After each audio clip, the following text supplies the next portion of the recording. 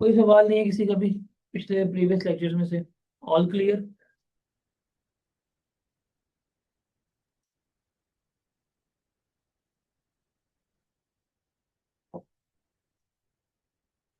चलिए जी, आगे चलते हैं। हमने ये टैक्स ये सारा डिटेल में पढ़ लिया था। अब ये सारी जो हम बात कर रहे हैं ना, ये जो हमने इनकम कैलकुलेट करना सीखनी है, जो उसका टैक्स जो है वो हमने कैलकुलेट करना सीखना है। ये सारी जो डिस्कशन हो रही है, ये जो सारी बात हो रही है, ये किसके लिए हम कर रहे हैं? पर्सन के लिए। किसके लिए कर रहे हैं? पर्सन के लिए। मेरा आप लोगों से एक सवाल है, आप लोगों के ख्याल से पर्सन किसे कहते हैं? बताएं जरा। पर्सन किसे कहते हैं? क्या होता है पर्सन? बताएंगे जरा।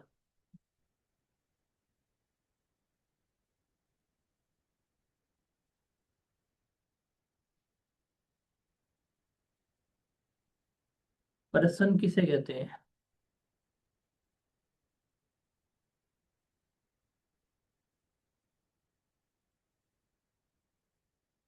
हम टैक्स की बात नहीं कर रहे, वैसे ही सवाल पूछता हूँ आपसे कि व्हाट इज पर्सन?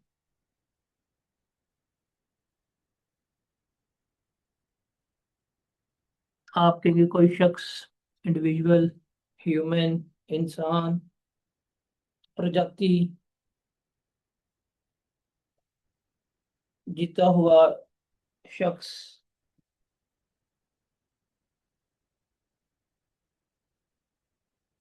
जिंदा? ओके। ये सारी आपने बातें की हैं पर्सन के मुतालिक। आ, ये तो वो है जो आप इंग्लिश में लिटरेचर में पढ़ के आए हैं। सवाल ये है कि लॉ में पर्सन क्या होता है? ये सारा कुछ जो हम पढ़ रहे हैं, ये हम किसी पर्सन के लिए पढ़ रहे हैं। तो लॉ में पर्सन क्या है? तो पर्सन को लॉ में एक्सप्लेन किया गया है। यार ये पर्सन क्या होता है? Person includes individual, AOP, company, government. कि जहां पे भी हम पर्सन का वर्ड लिखे हैं, तो पर्सन का मतलब सिर्फ इंसान नहीं है, बल्कि ये सारा कुछ जो है किस में आएगा? ये पर्सन में आ रहा होगा। इंडिविजुअल, एओपी, कंपनी, गवर्नमेंट, इन सब को हम क्या कहेंगे? पर्सन कहेंगे। जब हम इंडिविजुअल की बात करेंगे तो इंडिविजुअल में हमारे पास आ जाएगा ही या शी जो है वो आ रहा होगा। एओपी क्या होती है? एसोसिएशन ऑफ पर्सन, मतलब पार्टनरशिप बिजनेस वगैरह जो है वो इसमें आ रहे होते हैं, वो हमारी एओपी की शेयर होती है। कंपनीज में आएंगी, गवर्नमेंट की आएंगी। गवर्नमेंट की बात करें तो गवर्नमेंट में आपके पास फेडरल गवर्नमेंट आ जाएगी, प्रोविंशियल गवर्नमेंट आ जाएगी, फॉरेन गवर्नमेंट आ जाएगी, political subdivision of foreign government आ जाएगी। मतलब एक जैसे यूएसए की गवर्नमेंट है और एक वहाँ पे न्यूयॉर्क की गवर्नमेंट है, ये सारा कुछ जो है वो पर्सन कहला रहा होगा। तो हम सारा कुछ जो कैलकुलेट कर रहे हैं, ये किसके लिए कर रहे हैं? ये हम पर्सन के लिए कैलकुलेट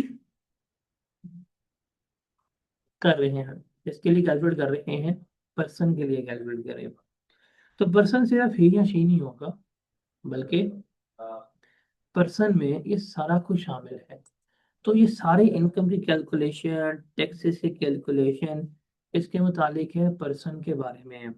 और पर्सन में सारा कुछ आएगा। अगर देखें कोई बात इंडिविजुअल के बारे में की जा रही है ना, तो इसका मतलब वो स्पेसिफिक बात, वो स्पेसिफिक डिस्कशन जो है वो इंडिविजुअल के बारे में है। अगर कोई बात एओपी के बारे में की जा रही है, तो वो स्पेसिफिक बात एओपी के बारे में। अगर कोई बात कंपनी के बारे में की जा रही है, तो वो स्पेसिफिक बात कंपनी के बारे में। लेकिन जहां पे भी पर्सन का वर्ड आ जाए, तो हम इन सब की बात जो है वो कर रहे होते हैं। Is that clear?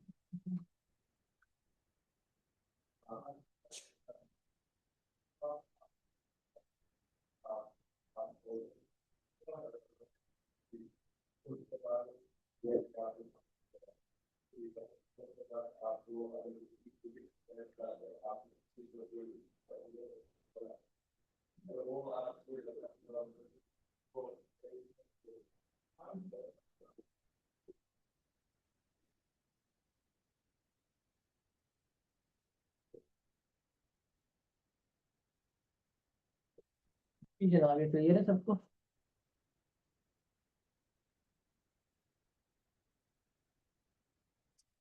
कि पर्सन क्या होता है, किसे कहते हैं पर्सन?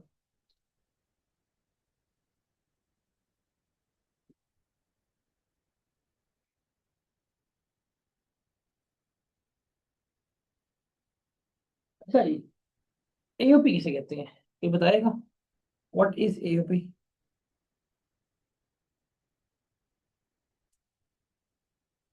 एओपी क्या होता है? आप लोगों ने बीएल पढ़े क्या, पढ़ा हुआ है पहले?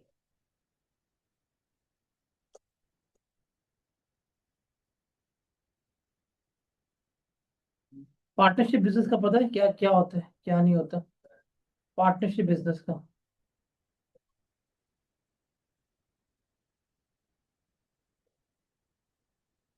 क्या होता है? पार्टनरशिप कौन बताएगा? ये तो आप वो बिजनेस वाले में भी पढ़ के आए होंगे। आई टू बी, क्या था उसका नाम?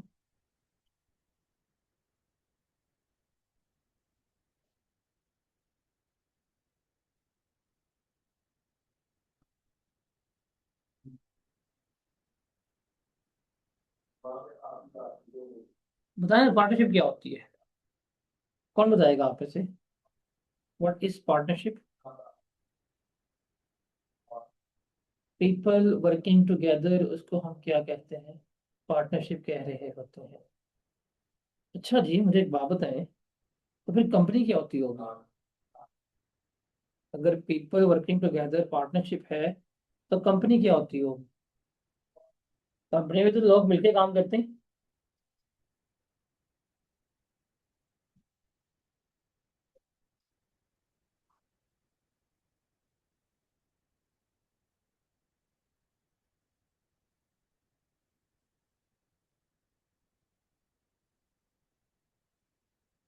तो पार्टनरशिप भी सेपरेट फ्रॉम ओनर होती है। पार्टनरशिप में पार्टनर्स अलग हैं, फर्म अलग है, टोटली सेपरेट होते हैं। क्या हो गया? तो फिर पार्टनरशिप आपके डेफिनेशन के मुताबिक, फिर पार्टनरशिप में और कंपनी में फर्क क्या होगा? तो मुझे आप बता रहे हैं, मैं नहीं बता रहा।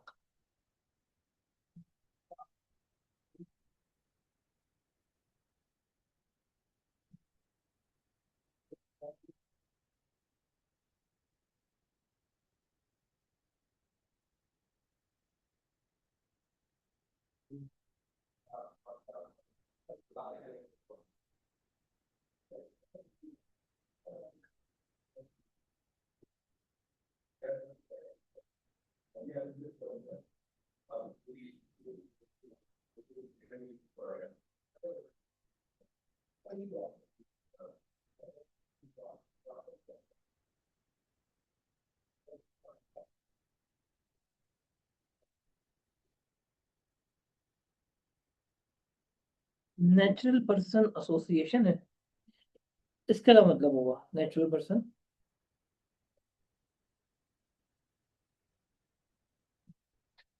इसका मतलब क्या होगा? नहीं, मुझे आपकी बात समझ गई। आप किस तो एक्सप्लेन कर रहे हैं, कंपनी को कि पार्टनरशिप को?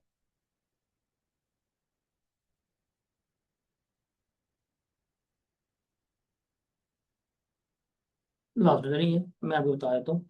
दो कंपनियां मिलकर पार्टनरशिप खोल सकती हैं, इसमें कोई बड़ी बात है? चलिए, अब हम इनको ना वन बाय वन एक्सप्लेन करते हैं कि हमें तो पता लग गया कि ये क्या होती है क्या नहीं होती। अब हम देखते हैं कि एओपी क्या है। एओपी के डेफिनेशन में याद रहेगा, एओपी इंक्लूड्स अ फर्म, ये जो पार्टनरशिप फर्म की आप बात कर रहे हैं, वो भी एओपी में शामिल होती है। हिंदू अनडिवाइडेड फैमिली, वो भी एओपी है। आर्टिफिशियल जुडिशियल पर्सन, और कोई भी ऐसी एसोसिएशन जो किसी भी फॉरेन लॉ के तहत एज एओपी बनी है, उसको हम एओपी ही मान रहे होते हैं, except one thing, company. Company के अलावा तमाम एसोसिएशन जो है वो हमारी क्या कंसिडर होती हैं, एओपी कंसिडर हो रही होती हैं। अब जब हम बात करते हैं ना फर्म की, फर्म आप पढ़ के आ चुके हुए हैं जहाँ पे दो या उससे ज़्यादा लोग जो है मिलकर काम करते हैं, अपना प्रॉफिट वगैरह शेयर कर रहे होते हैं, उसको हम क्या कहते हैं, उसको हम फर्म कह रहे होते हैं। तो ये तो एओपी है, एसोसिएशन ऑफ पर्सन है। फिर आती है हमारे पास हिंदू अनडिवाइडेड फैमिली। क्या आती है? Hindu undivided family. देखिए, जो हिंदू फैमिलीज है ना, उनका वे ऑफ बिजनेस क्या होता है कि ये फैमिली ओरिएंटेड बिजनेस करती हैं। इनका ना फैमिली का कुछ स्ट्रक्चर ऐसे होता है कि इनका जो हेड ऑफ द फैमिली होता है उसको ये कहते हैं कर्ता। जो नीचे इसके लोग बेटे काम कर रहे होते हैं वो क्या होते हैं? धर्ता। तो वो होता है ना, वो आपने अक्सर देखा होगा बॉलीवुड मूवीज में कि बाबूजी होते हैं, वो बैठे होते हैं, दादाजी, तो वो हेड होते हैं। बाद में बेटे पोते जो काम कर रहे होते हैं वो सारा वर्किंग काम कर रहे हैं। लेकिन एक कारोबार करते हैं एज अ फैमिली के तौर के ऊपर, कोई बाहर से बंदा नहीं आता, सारे खुद ही कारोबार कर रहे होते हैं। तो इसलिए इनकी अगर पाकिस्तान में काम कर रहे हैं और कोई फैमिली ओन्ड बिजनेस है हिंदूज का, तो वो हमारी क्या कंसिडर होगी? वो भी हमारी एओपी कंसिडर होगी टैक्स के परस्पेक्टिव से।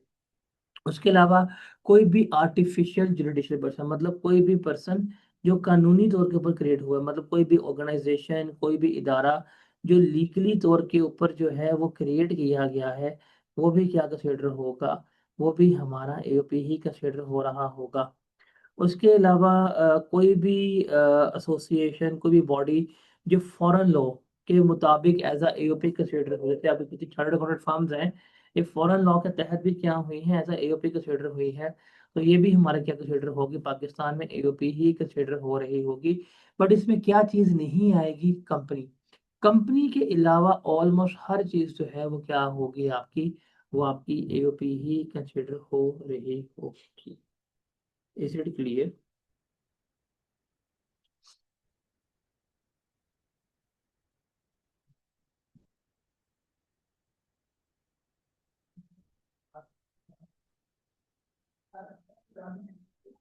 इसको एक दफा पढ़ लें आप, फिर हम आगे चलते हैं, फिर हम कंपनी की बात करते हैं। पेपर में ये क्रैम नहीं करनी, ये रिटर्न ही मारने इसको।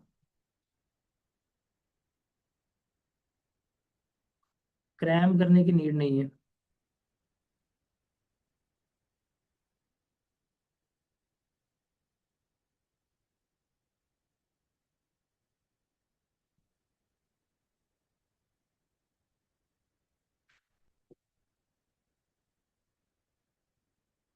आर्टिफिशियल इंटेलिजेंस मतलब है कोई भी कानूनी तौर के ऊपर जो इदारा हमने क्रिएट किया होता है वो इसमें आता है, कोई भी ऑर्गेनाइजेशन।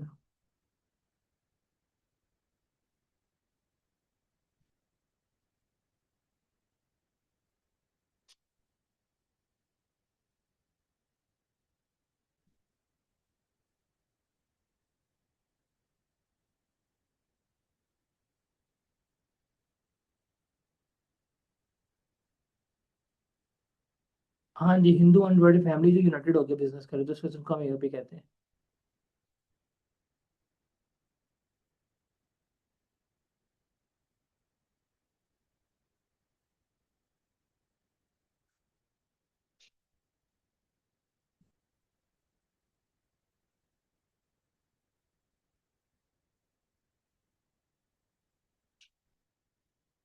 ये पाकिस्तानी, पाकिस्तानी में इतना इतफाक हो तो हमेशा ये गया, यहाँ बाप कारोबार शुरू करता है, बेटे आते हैं, बाप मरता है, बेटे दुकान बेच के वो निकल जाते हैं।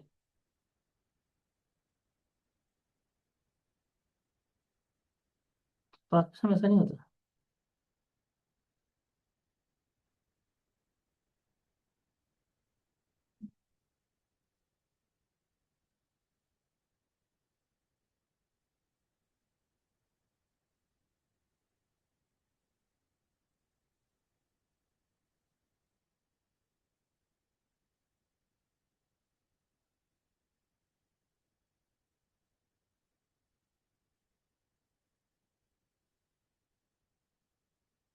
आर्टिफिशियल मतलब बता रहा हूँ, कोई भी ऑर्गेनाइजेशन जो लीगली क्रिएट की गई है, जैसे आप कह सकते हैं चाइल्ड प्रोटेक्शन अथॉरिटी जो है एक इदारा बना हुआ है लीगली तौर के ऊपर, कोई भी इदारा आ सकता है इस पे जो लीगली क्रिएट किया गया है, वो इसमें आएगा।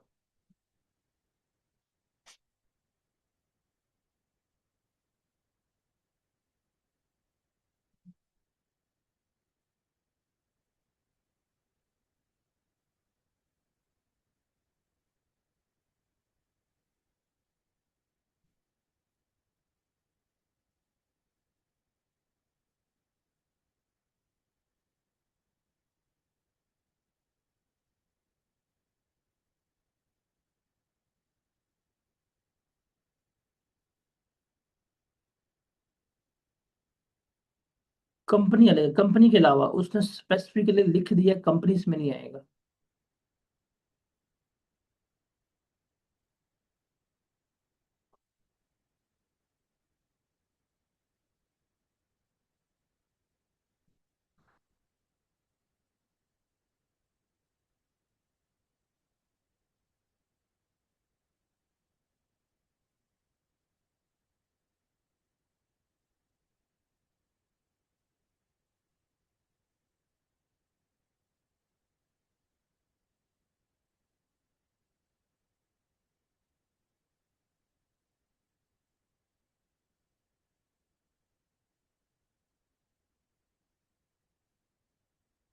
हाँ, ये क्लियर है।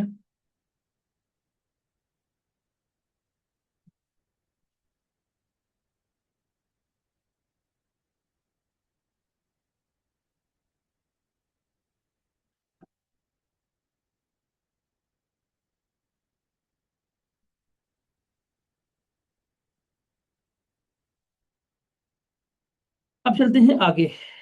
आगे हम बात करते हैं कंपनी। कंपनी क्या होती है उसको देखते हैं।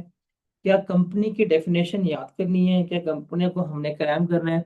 The answer is no. Company को ना डेफिनेशन याद करनी है, ना कंपनी क्रैम करना है, ना पेपर में कंपनी आएगा। जो कंपनी में से आएगा वो अभी मैं आपको पास पेपर करवाता हूँ क्या है। कंपनी का मतलब क्या है? वो तमाम कंपनीज जो हमने कंपनीज एक्ट 2017 के मुताबिक डिफाइन की है, उसको हम कंपनी मानेंगे। देखें हम यहाँ पे क्या पढ़ रहे हैं, टैक्स। तो टैक्स में जो इनकम टैक्स ऑर्डिनेंस है ना, हमारे लिए सबसे ज्यादा रेलेवेंट जो है वो ये है। तो टैक्स वाले कहते हैं कि हम उस कंपनी को कंपनी मानेंगे जो कंपनीज एक्ट के मुताबिक बनी है। हमने कहा ठीक है। फिर टैक्स वाले कहते हैं वो कंपनीज जिसको स्मॉल कंपनी कहते हैं, जो इनकम टैक्स ऑर्डिनेंस के तहत बनेगी, उसको भी हम कंपनी मानते हैं। उसके अलावा है बॉडी कॉर्पोरेट फॉर्म्ड बाय और under any law in force in Pakistan. अब बॉडी कॉर्पोरेट का मतलब क्या है? कि कोई भी इदारा एज अ कंपनी। देखिए जहां पे भी वर्ड आपको नजर आ जाए ना कॉर्पोरेट का, जहां पे भी वर्ड आपको कॉर्पोरेट का नजर आ जाए, इसका मतलब होता है कि हमने इसको एज अ कंपनी के तौर के ऊपर ही रजिस्टर्ड करवाया है। तो बॉडी बॉडी कॉर्पोरेट का मतलब क्या है? कोई भी इदारा जो पाकिस्तान में रजिस्टर्ड हुआ है एज अ कंपनी तौर के ऊपर, किसी भी कानून के तहत। जैसे पहले एक कानून होता था, उसको हम कहते थे कंपनीज ऑर्डिनेंस। जो कंपनीज ऑर्डिनेंस के मुताबिक जो है रजिस्टर्ड हुई हैं कंपनियां, वो भी हैं। कुछ ऐसी कंपनीज है पाकिस्तान में जो सदारती हुक्म से जो है फॉर्म हुई है, इनको आप स्टेचूटरी कंपनी कहते हैं, वो भी इसमें आ रही है। जैसे वापडा वगैरह होगी, उनको भी हम टैक्स वाले क्या मानेंगे? कंपनी ही मान रहे होंगे। फिर जो मुदारबा कंपनीज होती हैं, वो भी जो है इसमें आ रही होंगी। उसके अलावा ये देखिएगा, अ बॉडी इनकॉर्पोरेटेड बाय और अंडर द लॉ। अब देखिए what is the meaning of incorporate. Incorporate का मतलब होता है बच्चों registered as a company. What is the meaning of incorporate? Registered as a company. What is the meaning of incorporate? Registered as a company. By और under the law of country की कोई भी ऐसी बॉडी, कोई भी ऐसा इदारा जैसा कंपनी के तौर के ऊपर रजिस्टर्ड हुआ है उस मुल्क के कानून के तहत जो पाकिस्तान से बाहर है। फॉर एग्जांपल एक यूएसए है, एक कंपनी यूएसए में एज अ कंपनी के तौर के ऊपर, मतलब उसको हम एलएलसी कहते हैं, लिमिटेड लाइबिलिटी कॉर्पोरेशन के तौर के ऊपर रजिस्टर्ड हुई है, तो उसको हम पाकिस्तान में भी हम क्या मानेंगे? उसको हम पाकिस्तान में भी कंपनी ही कंसिडर कर रहे होंगे। क्या कर रहे होंगे, पाकिस्तान में भी कंपनी ही कंसिडर कर रहे होंगे। एक कंपनी जो चाइना का कंपनीज का कानून है उसके तहत एज अ कंपनी के तौर पर रजिस्टर्ड हुई है, तो जब पाकिस्तान में आएगा तो उसको हम क्या मानेंगे, उसको हम एज अ कंपनी ही कंसिडर कर रहे होंगे। Is that clear?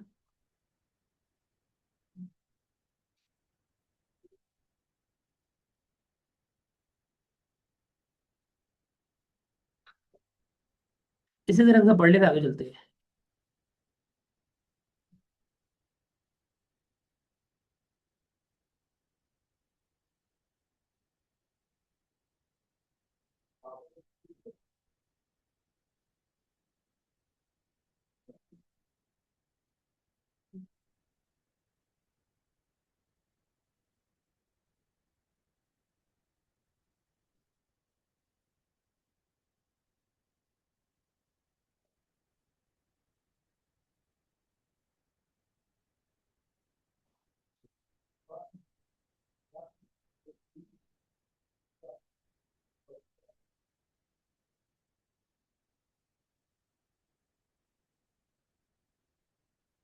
हाँ, वही क्लियर है, 4 पॉइंट, 1 2 3 4 5 पॉइंट।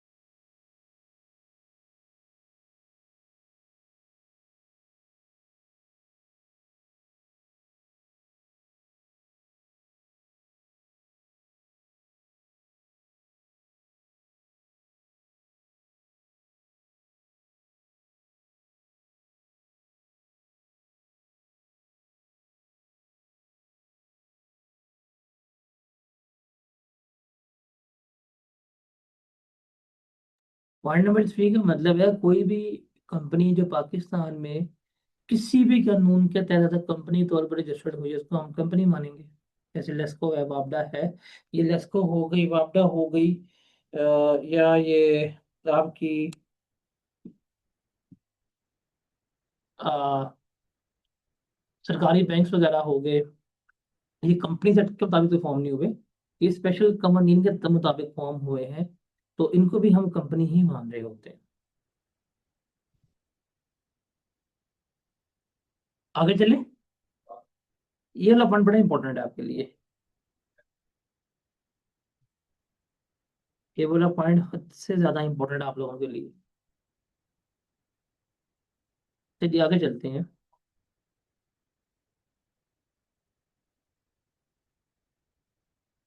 उसके बाद है कोई भी ऐसी फॉरेन एसोसिएशन।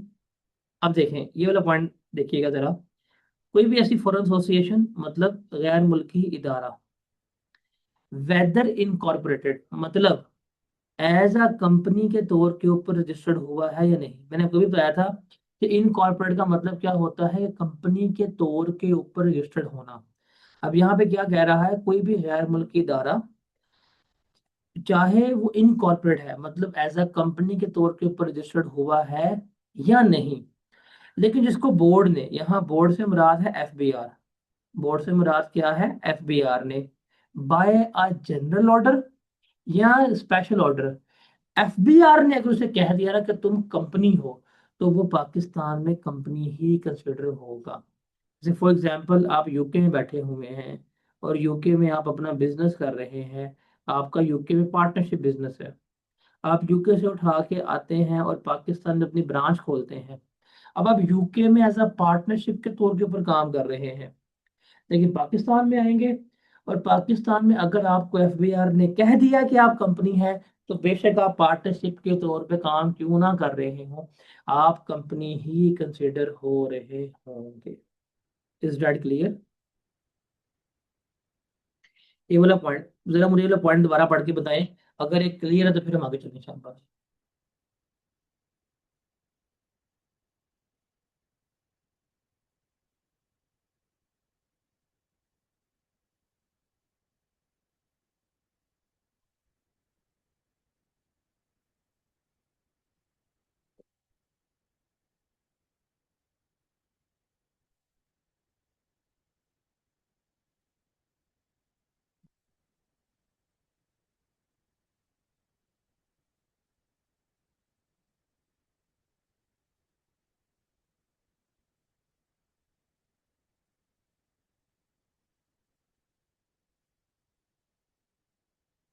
ये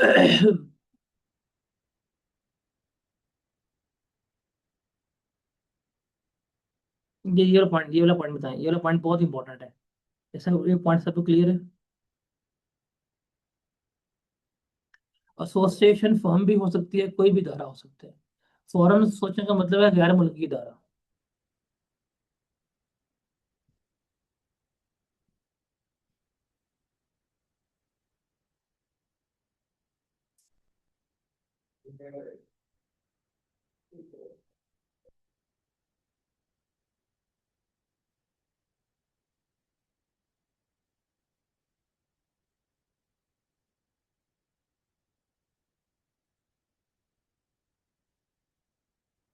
स्पेशल ऑर्डर उस स्पेसिफिक इदारे के लिए होगा।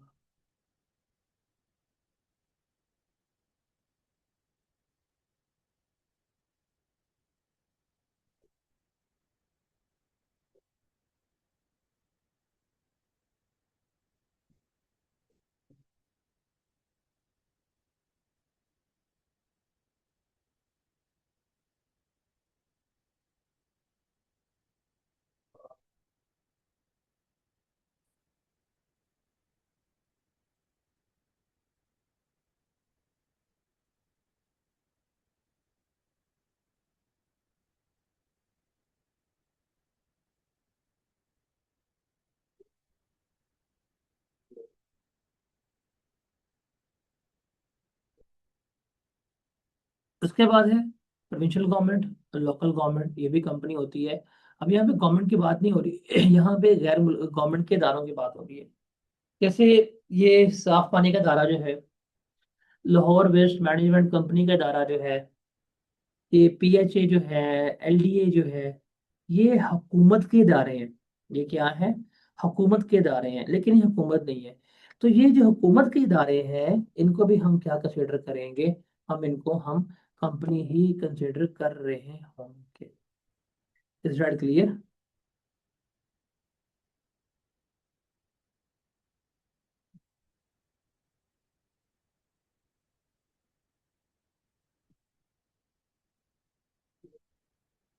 उसके बाद है कोऑपरेटिव सोसाइटीज जो बनती हैं, जैसे हाउसिंग सोसाइटीज होती हैं। मॉडल टाउन हाउसिंग सोसाइटी है, बहरिया हो गया, ये कोऑपरेटिव सोसाइटीज जो बनती हैं। फार्मर एसोसिएशन वगैरह जो हो गई, वो भी हमारी क्या कंसिडर होती हैं? वो भी हमारी कंपनी ही कंसिडर होंगे टैक्स के पर्सपेक्टिव पे। किसके पर्सपेक्टिव पे? टैक्स के पर्सपेक्टिव पे। किसके पर्सपेक्टिव पे? टैक्स के पर्सपेक्टिव पे। हम यहाँ पे टैक्स पढ़ रहे हैं। आपके सर वो तो कोऑपरेटिव सोसाइटीज के अपने होते हैं, होते रहेंगे। हम यहाँ पे जो पढ़ रहे हैं, हम टैक्स पढ़ रहे हैं। और हमें जिस चीज से कंसर्न है वो टैक्स का है। अगर टैक्स ने कह दिया कि भाईजान ये आपका जो है वो कंपनी है, तो कंपनी बनेगी। अब हाउसिंग सोसाइटी है, वो कोऑपरेटिव सोसाइटी है, लेकिन टैक्स प्लस कंपनी मानते हैं, तो हम इसे क्या कंसिडर करेंगे? कंपनी ही कंसिडर करके बैठे होंगे। Is it clear to everyone?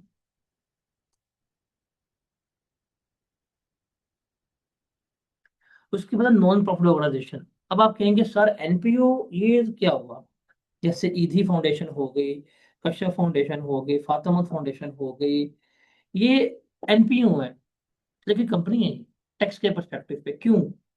क्या ये टैक्स पे करेंगे? भाई टैक्स इनसे लेना ना लेना वो एक अलग मैटर है, लेकिन इनका इनफ्लो हो रहा है, इनको रेवेन्यू मिल रहा है, इनको चंदे मिल रहे होते हैं, ट्रेशर्स मिल रहे होते हैं, तो ये भी कंपनी होगी टैक्स के परस्पेक्टिव पे।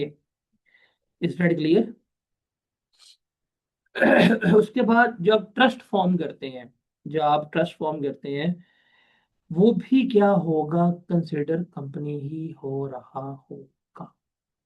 जैसे शरीफ ट्रस्ट है, और भी आपने ये स्वीट होम्स जो बने इनका ट्रस्ट है, कि एक ओनर है उसने अपनी जमीन जो है वो एक मकसद के लिए वक्फ कर दी है।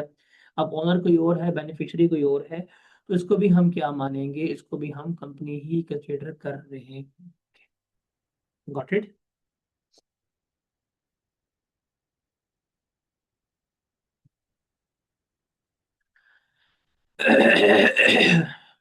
हाँ भाई क्लियर है, इसको जगह पढ़ ले।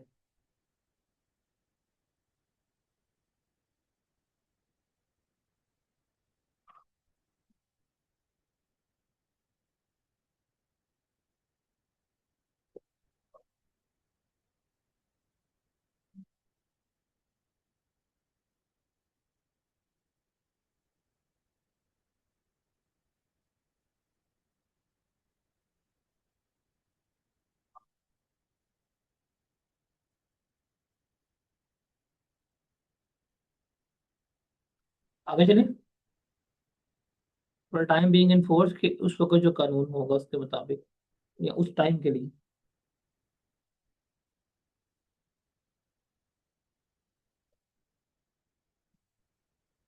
क्योंकि कानून जो है वो चेंज होते रहते हैं। आज यहाँ पे लिखा हुआ है कि ट्रस्ट कंपनी है, कल ये एफबी वाले कहते हैं ट्रस्ट कंपनी नहीं है, तो कंपनी नहीं कंसिडर होगी। तो टाइम बीइंग इन्फोर्स के उस स्पेसिफिक टाइम पीरियड के लिए।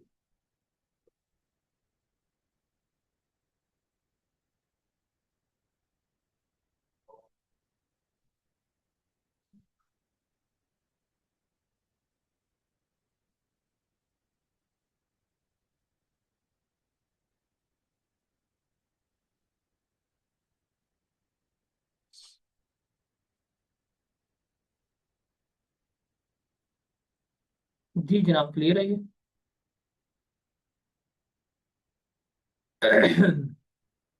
अब आगे चलते हैं और आगे डिस्कस करते हैं टाइप्स ऑफ कंपनी। कंपनी की डेफिनेशन से जो ज्यादा इंपॉर्टेंट है ना, वो है टाइप्स ऑफ कंपनी। वो है टाइप्स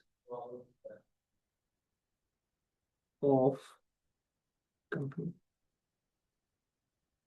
कंपनी की डेफिनेशन से जो ज्यादा इंपॉर्टेंट है वो क्या है? Types of company. There are two types of company. एक है पब्लिक कंपनी, और दूसरी है हमारे पास प्राइवेट कंपनी।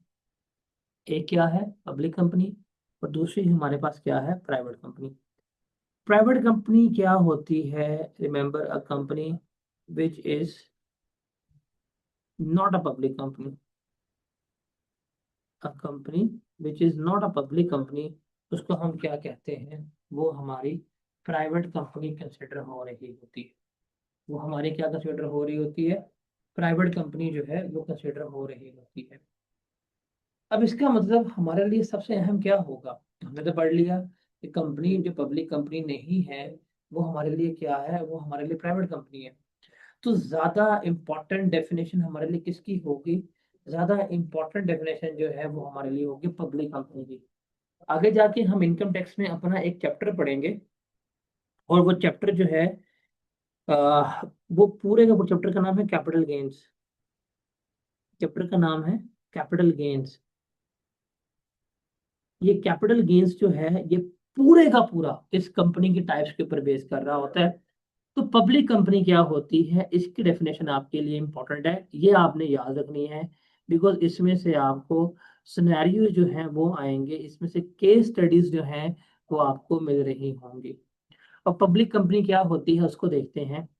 रिमेंबर, एक कंपनी है, फॉर एग्जांपल मैं आपके सामने कहता हूँ, हम टैक्स की बात कर रहे हैं, एक कंपनी का नाम है जी एबीसी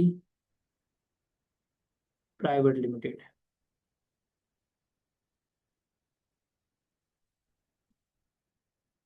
बताइए पब्लिक कंपनी है कि प्राइवेट कंपनी है? ABC private limited public company है कि प्राइवेट कंपनी है, बताएं जरा। एवरीवन।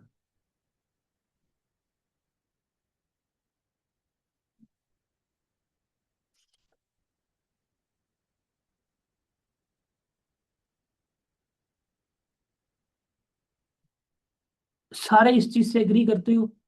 यार मुझे एक बात बताओ, आप लाइव क्लास में बैठे हुए हो ना, आपके पास माइक ऑन करने का ऑप्शन है ना, तो क्यों नहीं बोलते, क्यों गूंगे हो, शर्म शर्म आती है?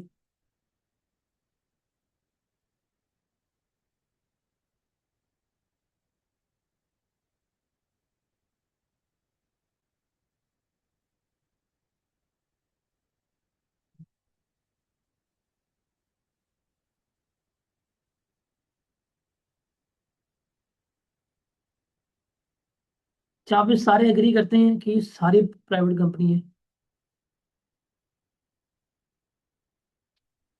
लेकिन टैक्स में आप नाम की बेसिस के ऊपर कभी भी नहीं मानेंगे कि ये प्राइवेट कंपनी है।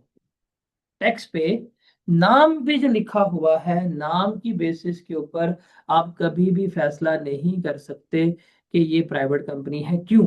बिकॉज पब्लिक कंपनी का क्राइटेरिया है, पब्लिक कंपनी का क्राइटेरिया है, अगर वो क्राइटेरिया फुलफिल हुआ तब पब्लिक कंपनी है। वो क्राइटेरिया क्या है? रिमेंबर, अ कंपनी, कोई भी ऐसी कंपनी, अ कंपनी जिसके 50% या उससे ज्यादा शेयर अगर फेडरल गवर्नमेंट के पास है, तो उसको हम क्या कहेंगे? इसको हम पब्लिक कंपनी कहेंगे। अब यही एबीसी प्राइवेट लिमिटेड कंपनी जो है, अगर इसके 53% शेयर्स जो हैं, अगर वो फेडरल गवर्नमेंट के पास हों, तो बेशक नाम में प्राइवेट लिखा हुआ है, लेकिन टैक्स के पर्सपेक्टिव पे, टैक्स के स्ट्रक्चर में ये क्या कंसीडर होगी? पब्लिक कंपनी कंसीडर हो रही होगी। Is it clear? या कोई भी ऐसी कंपनी जिसके 50% या उससे ज्यादा शेयर्स किसी भी प्रोविंशियल गवर्नमेंट के पास हो, किसी भी प्रोविंशियल गवर्नमेंट के पास हो, कोई भी ऐसी कंपनी जिसके 50% या उससे ज्यादा शेयर्स किसी भी फॉरेन गवर्नमेंट के पास हो, पब्लिक कंपनी कहलाएगी। अब इस पॉइंट को देखिएगा, कोई भी ऐसी कंपनी जिसके 50% या उससे ज्यादा शेयर्स किसके पास है? फॉरेन कंपनी के पास है। किसके पास है? फॉरेन कंपनी के पास है। और ये फॉरेन कंपनी, ये ये foreign company 100% owned by foreign government है। क्या? कोई भी ऐसी कंपनी जो पाकिस्तान में है, जिसके 50% या उससे ज्यादा शेयर्स फॉरेन कंपनी के पास हैं, लेकिन ये फॉरेन कंपनी 100% किसकी मलकियत है? फॉरेन गवर्नमेंट की मलकियत है। अगर ये स्ट्रक्चर बन रहा है, तो ये कंपनी क्या कहलाएगी? Public company. फॉर एग्जाम्पल, अगर ये 100% ना हो, अगर 98% शेयर हो, तो फिर ये नहीं, फिर प्राइवेट कंपनी बन जाएगी। तो इस फॉरेन कंपनी के लिए लाजिम है कि इसके 100% शेयर किसके पास हो? फॉरेन गवर्नमेंट के पास हो। और ये फॉरेन कंपनी अगर किसी कंपनी के 50% ज्यादा शेयर ओन करती है, तो इसे हम क्या मानेंगे? पब्लिक कंपनी मान रहे होंगे। या उसके बाद, कोई भी ऐसी कंपनी जिसके शेयर्स जो हैं वो ट्रेड हो रहे हैं स्टॉक एक्सचेंज के ऊपर, मतलब एक कंपनी जिसके शेयर्स जो हैं वो स्टॉक एक्सचेंज के ऊपर बिक रहे हैं, और हमारे पास आता है ईयर एंड। हमारे पास आता है ईयर एंड। और ईयर एंड कौन सा होता है वो बताएं। टेक्स्ट में ईयर एंड कौन सा छापा, जल्दी बताएं। टेक्स्ट में ईयर एंड कौन सा होता है? 30 जून, वेरी गुड। क्या मतलब ईयर एंड का? 30 जून। और 30 जून पे जब ईयर एंड आया, ये कंपनी लिस्टेड है। लिस्टेड का मतलब होता है ये स्टॉक एक्सचेंज के ऊपर नजर आ रही है, इसके शेयर बिक रहे हैं, तो ऐसी कंपनी को हम क्या मानेंगे? पब्लिक कंपनी मानेंगे। एक कंपनी जो पूरा साल अपने शेयर्स बेचती रही, लेकिन 30 जून पर डीलिस्ट हो गई है। 30 जून की तारीख आई, हमने जाकर देखा उस वो पोर्टल के ऊपर मौजूद नहीं थी, तो ऐसी कंपनी को हम क्या मानेंगे? फिर प्राइवेट कंपनी मान रहे होंगे। या एक कंपनी जो पूरा साल प्राइवेट कंपनी रही, लेकिन 30 जून को अगर वो लिस्टेड हो गई है, इसको हम क्या मानेंगे? इसको हम पब्लिक कंपनी जो है मान रहे होंगे। तो ईयर एंड के ऊपर लिस्टेड होना उसके लिए लाजमी है। या फिर जो ये ट्रस्ट एस्टेब्लिश हुआ होता है, ये भी हमारी क्या कंसिडर होगी? पब्लिक कंपनी कंसिडर हो रही होगी। सर ये क्राइटेरिया पब्लिक कंपनी का, इसमें से अगर कोई एक भी, इसमें से कोई एक भी फुलफिल हो जाए, तो ऐसी कंपनी को हम क्या कहेंगे? पब्लिक कंपनी कहेंगे। तो आप मुझे बताएं, अगर ये एबीसी प्राइवेट लिमिटेड है और लिखा हो इसके 57% शेयर जो हैं वो सऊदी गवर्नमेंट के पास हैं, तो ये पब्लिक कंपनी है, प्राइवेट कंपनी है? तो क्या नाम की बेसिस के ऊपर जज करोगे?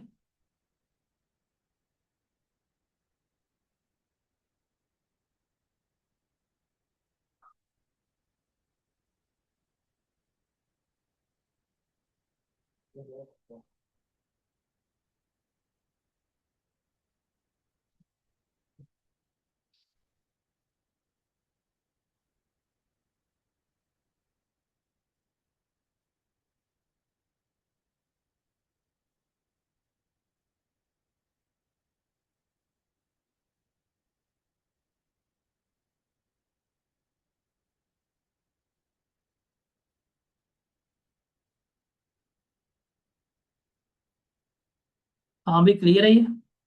जी,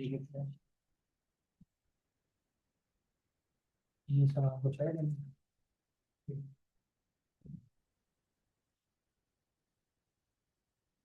ये मैंने आपको बता दिया। तो उसके बाद है एनपीओ। ये पास्ट पेपर में ना एक ही दफा सवाल आया है कि एनपीओ किसे कहते हैं। ये पूरे पास्ट पेपर में एक दफा ही सवाल आया है एनपीओ क्या होता है, उसके अलावा नहीं आया। एनपीओ के डेफिनेशन को हम देख लेते हैं कि एनपीओ क्या होती है क्या नहीं होती। देखिए, एनपीओ का मतलब है अदर देन इंडिविजुअल। क्या? Other than individual. इंडिविजुअल कभी भी एनपीओ नहीं हो सकता। एनपीओ अगर आपने ओपन करनी है तो you must be AOP, you must be company. AOP होंगे या कंपनी होंगे। कभी भी इंडिविजुअल जो है वो आपका एनपीओ नहीं हो सकता। इंडिविजुअल जो है वो कभी भी एनपीओ नहीं हो सकता, ये चीज याद रखनी है। तो उसने कहा है NPO means person other than individual, जो इंडिविजुअल के अलावा है, जो इंडिविजुअल के अलावा है वो आपका एनपीओ कंसिडर होगा। अब मकसद क्या है?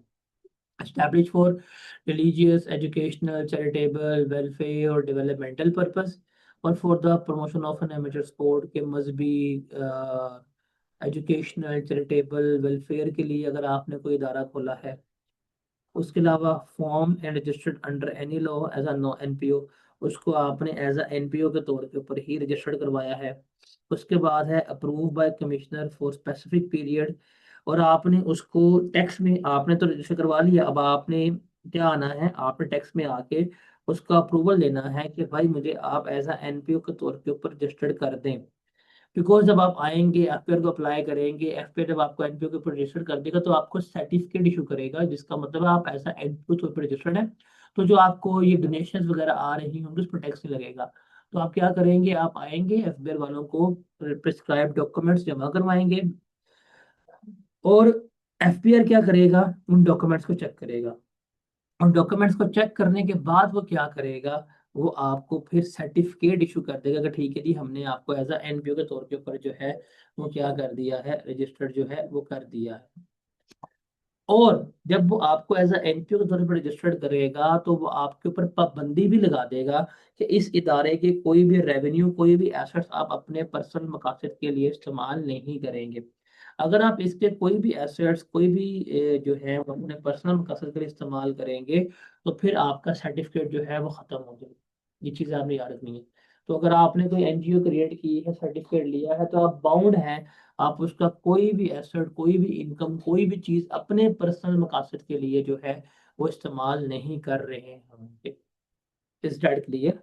इससे दफा पढ़ ले। ये रीड ओनली है, इसको क्रैम करने की जरूरत नहीं है। This is read only.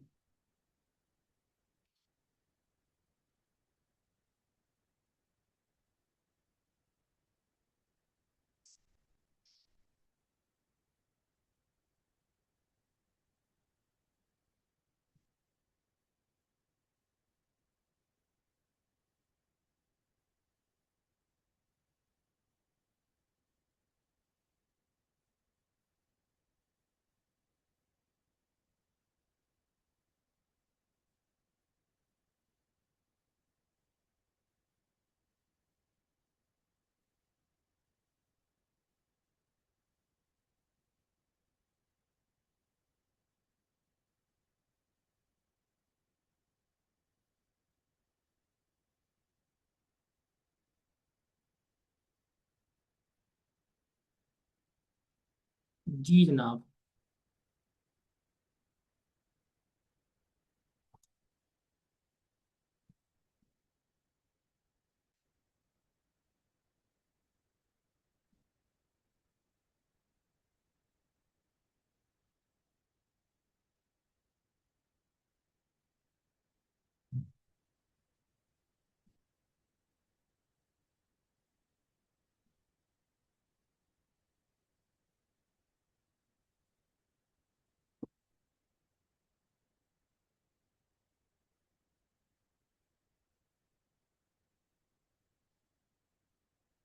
Clear है सबको?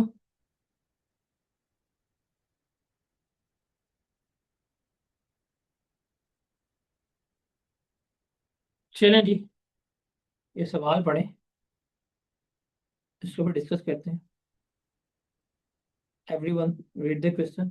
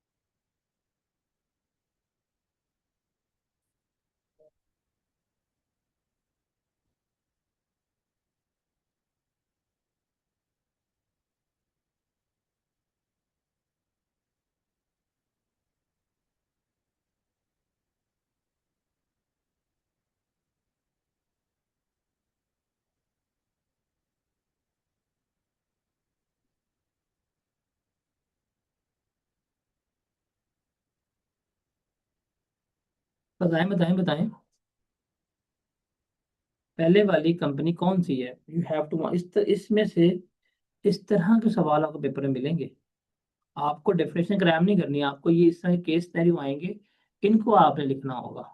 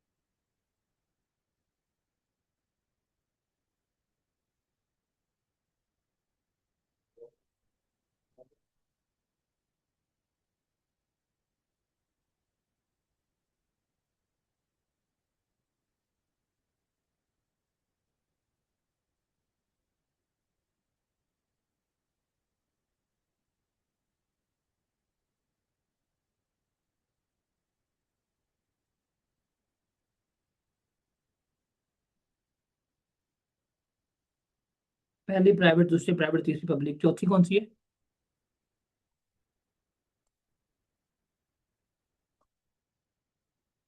चौथी पब्लिक है, ओके। वाह भाई वाह।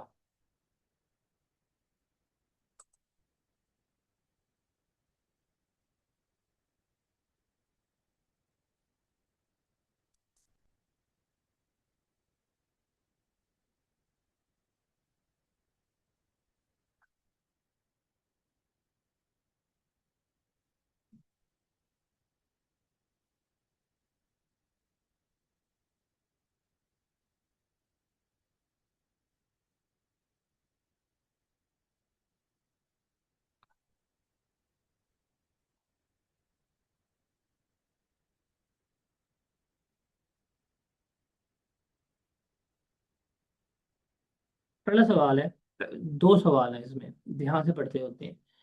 जो रिक्वायरमेंट नंबर वन है ना, वो हमने बताना है कि आप पहली कंपनी जो है वो पब्लिक कंपनी है या प्राइवेट कंपनी, वो बताना है। तो कितनी people is a company incorporated under the companies act 1984। Pakistan में किसी भी स्टॉक एक्सचेंज पर लिस्टेड नहीं है, लेकिन इसके 59% शेयर जो हैं वो बीबीसी लिमिटेड के पास हैं, जो एक कंपनी यूके में है। UK holds 90% shares in the BBC limited. हमने पढ़ा था कि कोई भी ऐसी कंपनी जिसके 50% या ज़्यादा शेयर्स किसी फॉरेन कंपनी के पास हो, बट वो फॉरेन कंपनी 100% ओन होनी चाहिए। ये 97% ओन्ड है, तो ये पब्लिक कंपनी नहीं बल्कि कौन सी कंसिडर हो गई है, प्राइवेट कंपनी जो है वो कंसिडर हो रही होगी। उसके बाद है X Y Z limited, public company incorporated under the company ordinance. उसके शेयर्स जो हैं वो स्टॉक एक्सचेंज के बजेगा अगस्त से लेकर 29 जून तक बिकते रहे। 29 जून को डीलिस्ट हो गई। हमने पढ़ा ईयर एंड के ऊपर लिस्टेड होनी चाहिए 30 जून के ऊपर। ये तो 29 जून को डीलिस्ट हो गई है, तो ये भी पब्लिक कंपनी कंसिडर नहीं होगी, प्राइवेट कंपनी होगी। फिर है प्रोविंशियल गवर्नमेंट ऑफ केपी के hold 50% share in ABC limited, a public company under the companies ordinance. और ये लिस्टेड नहीं है, तो लिस्टेड ना भी हो, लेकिन चूंकि इसके 50% शेयर किसी प्रोविंशियल गवर्नमेंट के पास है, तो इसलिए इसको हम क्या मानेंगे, पब्लिक कंपनी जो है वो कंसिडर कर रहे होंगे। Got it? समझ लेके क्यों पब्लिक है क्यों प्राइवेट है।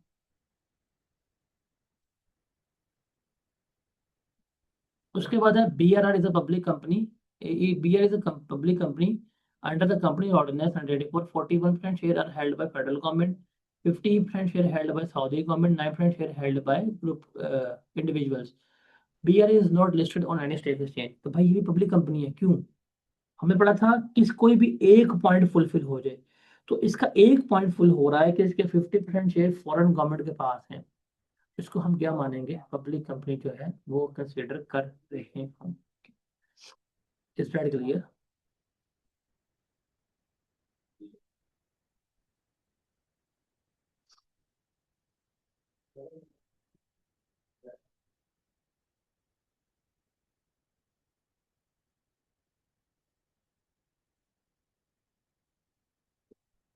हाँ भी क्लियर है। इसका जवाब दे, ये कौन सी कंपनी है?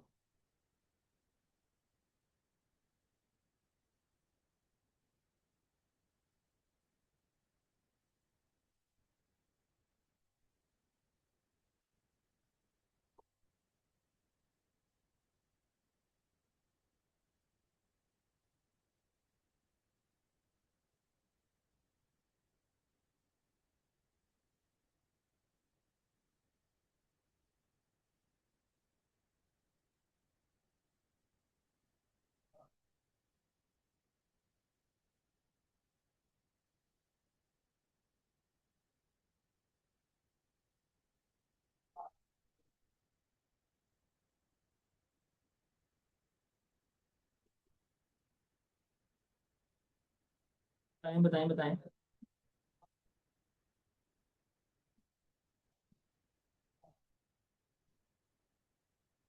बताएं जी, पब्लिक कंपनी प्राइवेट कंपनी है? सवाल ध्यान से पढ़ना है आपने।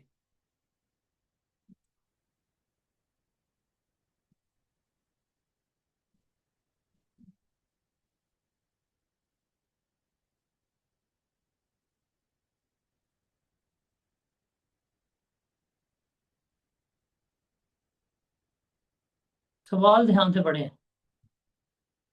सवाल ध्यान से पढ़ो।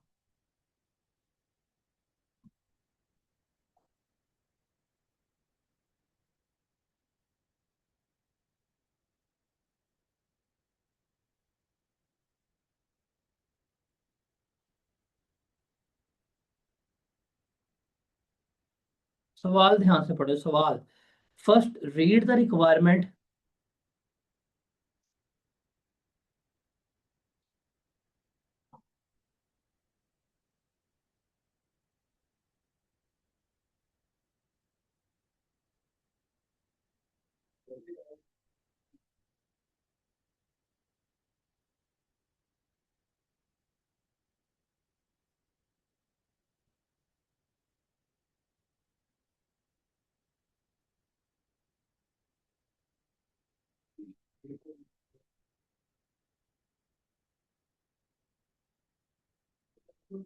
सवाल ध्यान से पढ़े फिर बता रहा हूँ।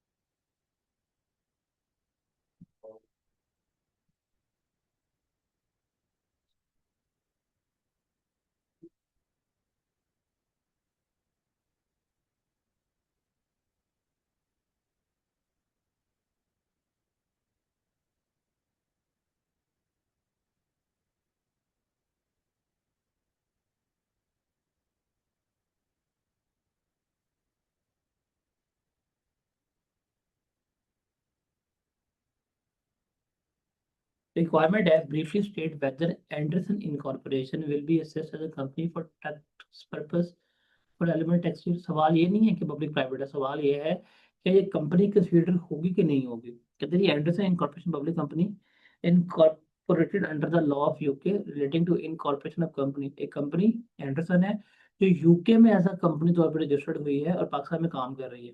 सर अभी हमने पढ़ा था कि कोई भी कंपनी जो किसी दूसरे कंट्री में एज अ कंपनी के तौर पे रजिस्टर्ड होगी वो पाकिस्तान में भी क्या कंसिडर होगी, कंपनी ही कंसिडर हो रही होगी। तो ये क्या होगी, ये हमारी कंपनी ही कंसिडर हो रही होगी।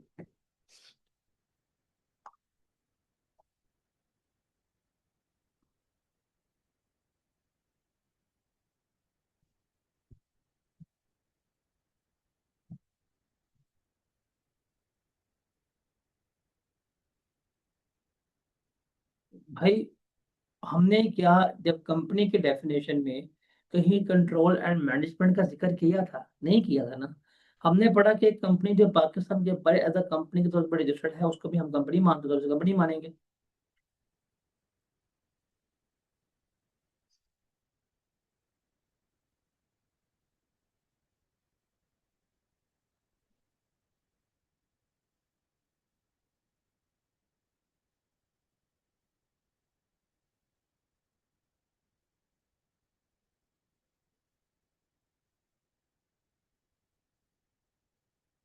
हाँ भाई बताएं।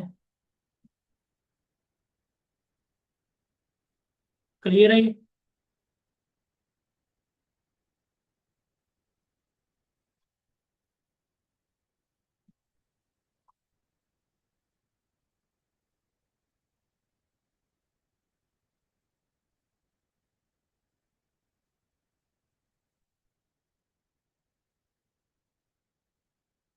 चलें, कल मिलते हैं फिर, और कल चैप्टर हमारा ये वाला एंड हो जाएगा।